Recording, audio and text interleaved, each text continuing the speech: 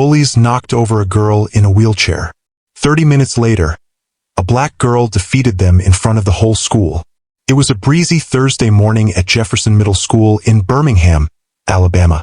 The sun rose steady and bright, casting long shadows over the worn asphalt of the parking lot, where school buses groaned to a halt. Students poured out in a familiar rush, buzzing with conversations, clutching phones, backpacks slung low, and eyes scanning for their friends.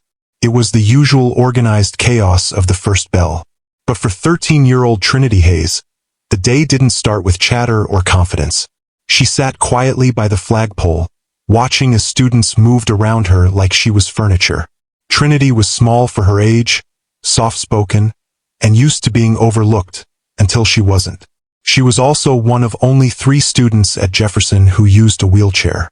Born with spina bifida, Trinity had never known a life without wheels under her, but that never kept her from smiling. Her eyes were bright, her answers in class always thoughtful, and she had a laugh that could warm a room. Still, that didn't stop kids like Camden Brooks from treating her like she was less than. Camden, 8th grade linebacker, tall, smug, and from a family whose name was etched into the school gym, didn't like people who didn't fit the mold. He didn't say it out loud. He didn't have to. The jokes, the side eyes, the moments when he'd block her path in the hallway or mimic the squeak of her wheels in class. That said enough. That morning, Trinity was trying to get into the school when it happened. She was just a few feet from the front ramp when Camden and 2 of his sidekicks, Hunter and Mike, stepped in front of her. They didn't speak at first. They just stood, arms folded, looking down with sneers like they were staring at something broken. Hunter reached out and flicked the rim of her wheelchair. "You ever think about installing nitro boosters on this thing?"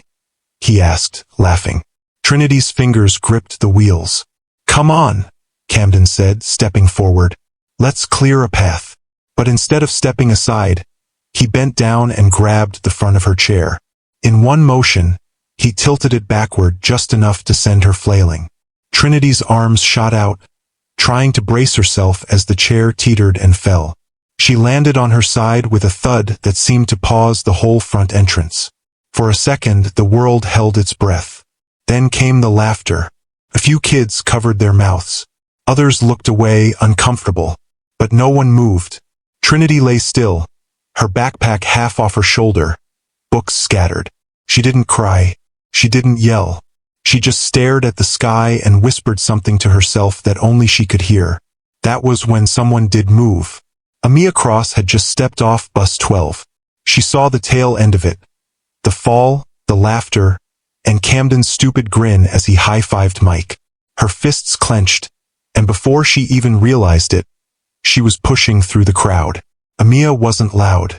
She wasn't a class president or a straight-A student. But she had something else. A quiet fire that people only noticed when it started burning. She knelt beside Trinity, helped her sit up, and checked her elbow. "You okay?" Trinity nodded once, her lips pressed tight. Amiya looked up. "Hey!"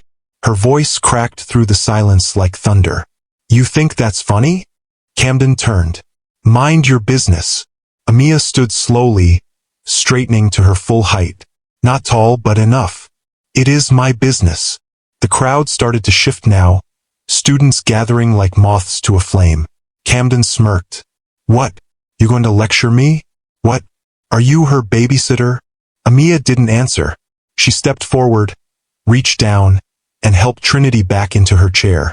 If you're enjoying this story, kindly do us a favor and subscribe to our channel.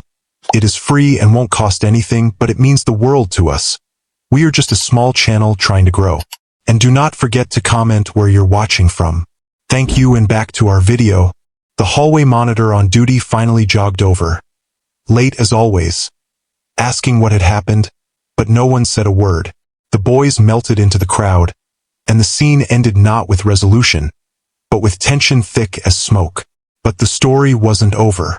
What Camden and the others didn't know was that the school's annual Unity Challenge event was scheduled for later that day. It was part of a statewide initiative to promote inclusion with a field of team-building games and activities designed to bring students together.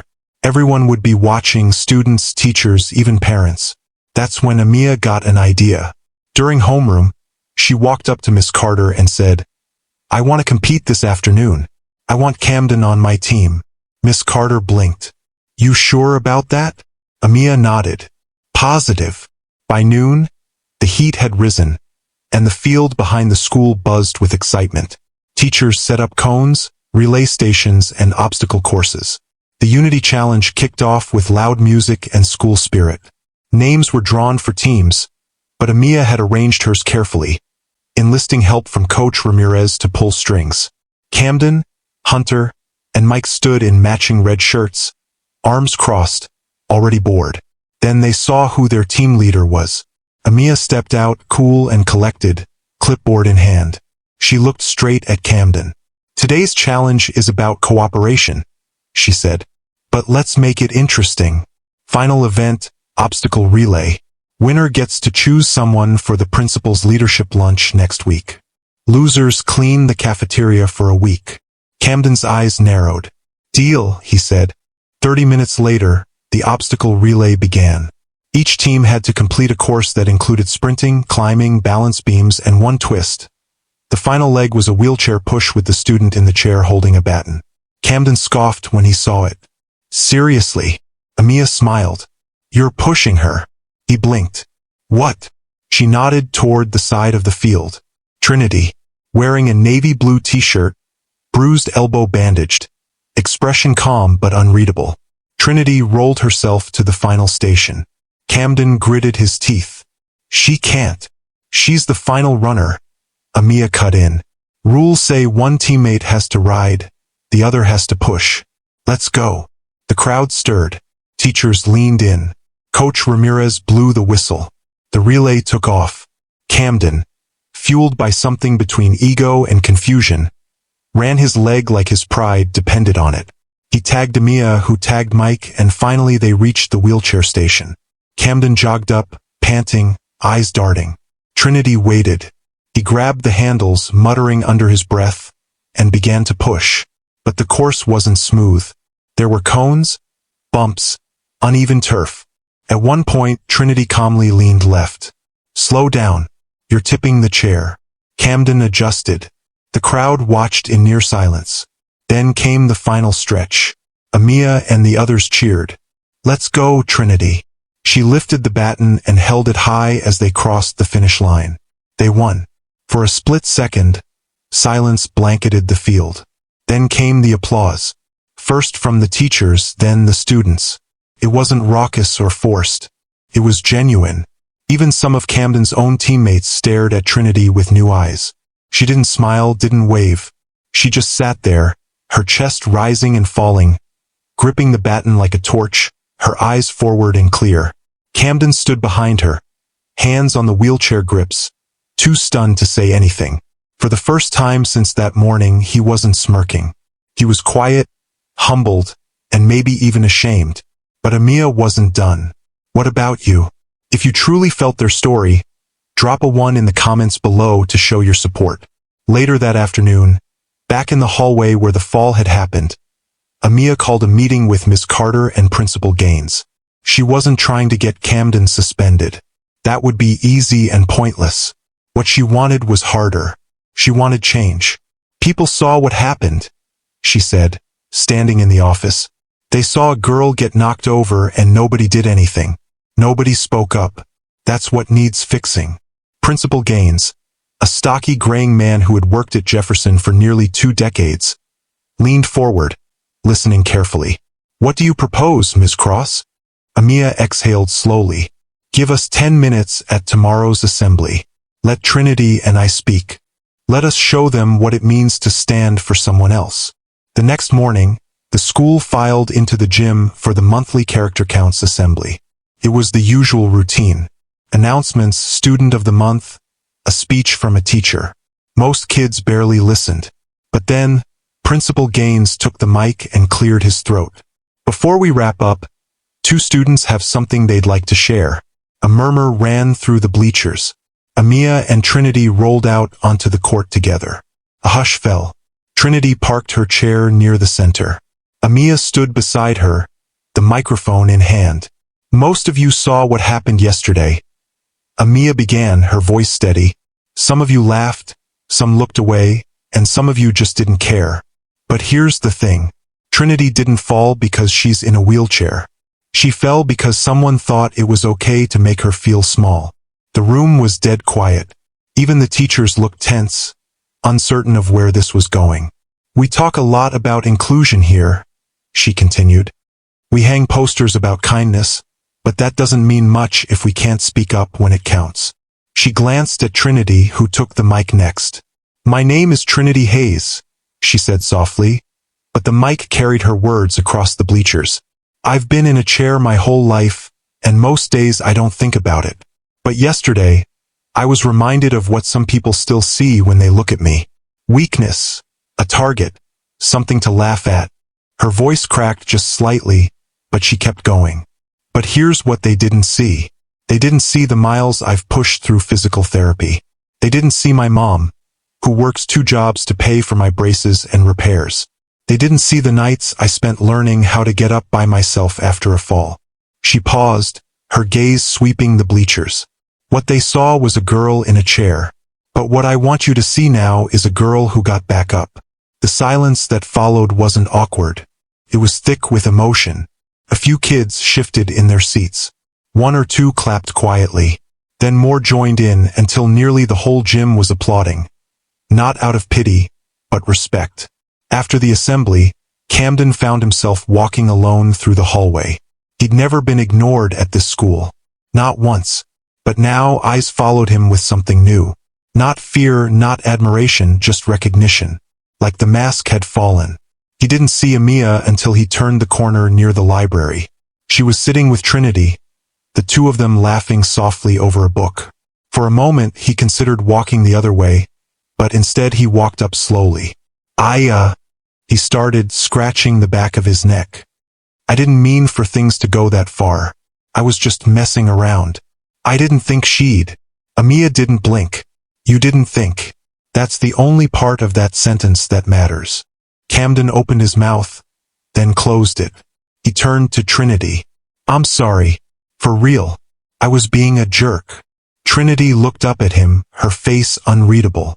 I forgive you, she said finally. But I don't need you to be sorry. I need you to do better. Camden nodded awkwardly. Yeah, okay.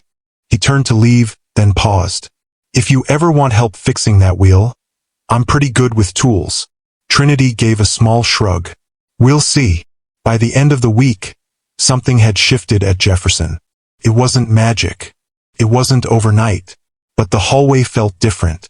A few more students stopped to hold open doors for Trinity. If you're enjoying this story, kindly do us a favor and subscribe to our channel. It is free and won't cost anything, but it means the world to us. We are just a small channel trying to grow. And do not forget to comment where you're watching from. Thank you, and back to our video. More kids started joining Amiya and Trinity at lunch. Teachers began weaving conversations about accessibility and inclusion into their classes. Principal Gaines scheduled a new monthly forum called The Circle. A space where students could talk openly about what they faced, what they feared, and how the school could do better. Trinity and Amiya were the first to speak at the inaugural meeting. Camden showed up, too. He didn't speak. Not yet. But he listened. That spring, Jefferson Middle School won a state award for inclusive programming. But to Trinity, the real award came quietly one morning in April when she wheeled into the lunchroom and found her favorite table already reserved, with a small handmade sign taped to the chair. Reserved for Trinity and Company. She smiled. Not because she needed a seat, but because finally, people saw her as more than a girl in a wheelchair. She was Trinity, and she had risen. Summer came early that year in Birmingham, the air thick with the scent of cut grass and honeysuckle, the heat rising off sidewalks in shimmering waves. Trinity's days became filled with year-end testing, class picnics, and preparations for the middle school's spring talent showcase, a beloved Jefferson tradition where students from every grade displayed their creativity. There were always dancers, singers, comedians. But this year, something different stirred beneath the surface. The school wasn't just wrapping up a semester. It was closing a chapter. And at the heart of that change were two girls who had quietly and without asking for permission rewritten what strength looked like. Amiya suggested they do something together for the showcase. Trinity hesitated at first. Performing on stage was something she'd never imagined herself doing. Not in front of the entire school. What would we even do? She asked one afternoon as they sat under the magnolia tree near the track field. Spoken word, Amiya said. You write all the time. That poem you showed me about the sky, that was fire. Trinity shook her head. That was just for me. Amiya tilted her head. Maybe, but maybe someone else needs to hear it too. They spent 2 weeks after school in the library crafting their piece. They wrote about being seen and unseen, about rolling down hallways while others walked by pretending not to notice. They wrote about voices that didn't yell but still shook walls. Amiya brought rhythm, fire, movement. Trinity brought silence, grace, power. The day of the showcase arrived, and students packed the gymnasium in a blur of glitter sneakers and nervous energy. Parents sat along the back wall, many holding phones ready to record. Mr. Hargrove, the drama teacher, adjusted the mic stand between acts, calling names like an MC at a county fair. When he said, "Next up, we've got Amiya Cross and Trinity Hayes with an original spoken word performance," a ripple moved through the crowd. Amiya stepped out first, eyes scanning the audience, lips tight with focus. Trinity wheeled behind her, back straight, hands folded in her lap. They positioned themselves center court, facing the crowd. Then Amiya started, her voice clear and bold. They told me quiet girls don't start revolutions. That silence was softness. That stillness was weakness. But I've seen storms in still water, and I've watched thunder roll in on wheels. Trinity picked up the thread without pause, her voice softer, but no less commanding.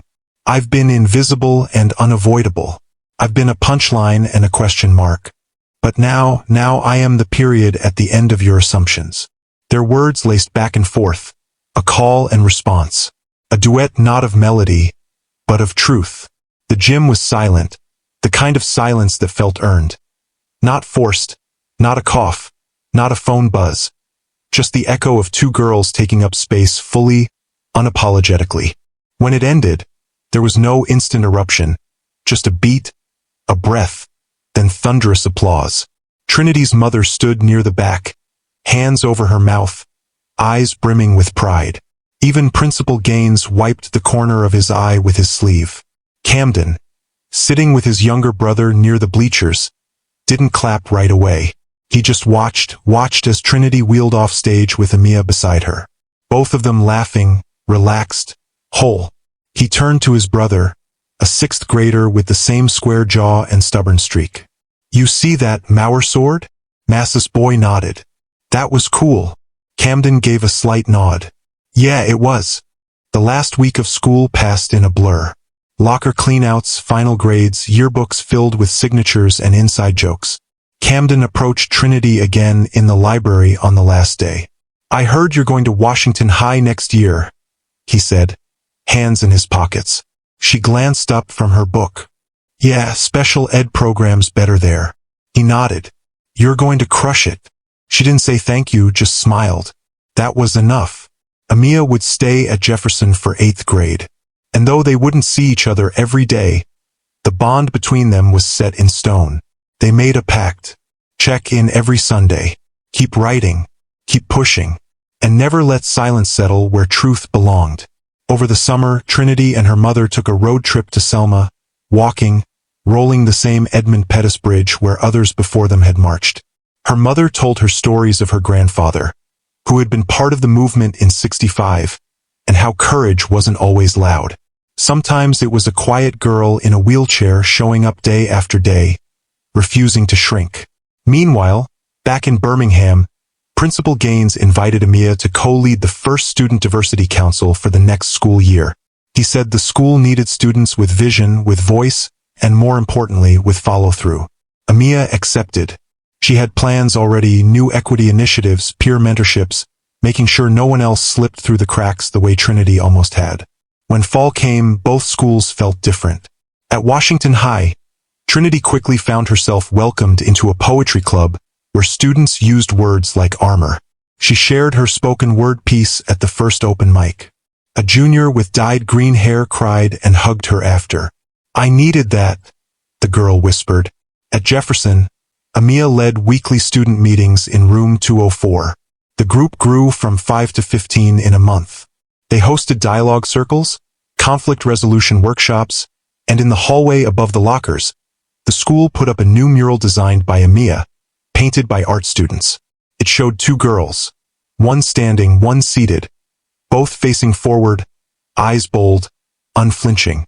Above them, in big block letters, were the words, "Respect doesn't ask permission. No plaque, no dedication, just truth." Years later, long after the murals faded and lockers were replaced, the story lived on. Teachers would point to that hallway, telling new students, "That's where it started. The courage, the change, the choice to stand or sit tall." And every now and then, when someone asked what happened that one spring afternoon when a girl in a wheelchair was knocked down and another girl stood up, someone would answer, "That's when we all learned what real strength looks like." Because real strength doesn't always roar. Sometimes it rolls. Sometimes it waits. And sometimes, when the world is watching, it rises together.